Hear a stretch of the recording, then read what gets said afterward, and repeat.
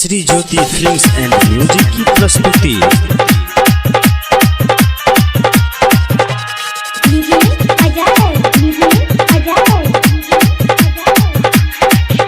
गछौरी घास बाली झलकै छोरक लाली चल रानी हमरा संग मिलता हाय हाय गई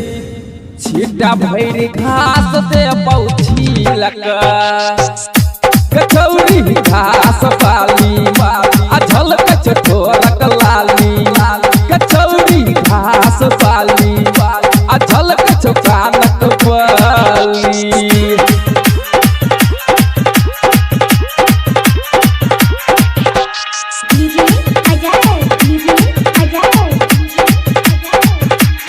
नपका रूप सजा के तुझेवा आस्ते बहन छोरी हमरा पटेवा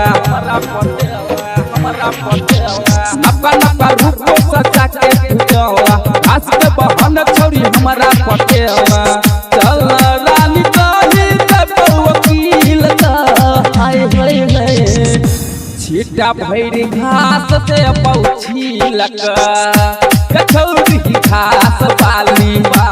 झलकै छोकानक बाली गछौरी घास बाली झलकै छोरक लाली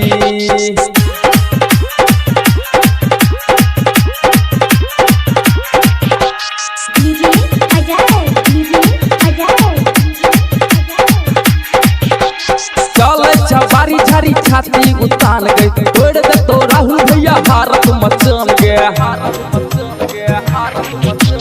चल छबारी झारी छाती उतान गए तोड़ दे तो छौरा सब हारक मचान गए तोड़ दे बोतल जेला सील का हाय हाय हाय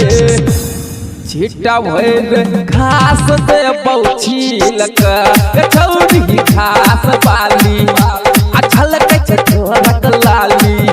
गछौरी घास बाली झलकै छोरक लाली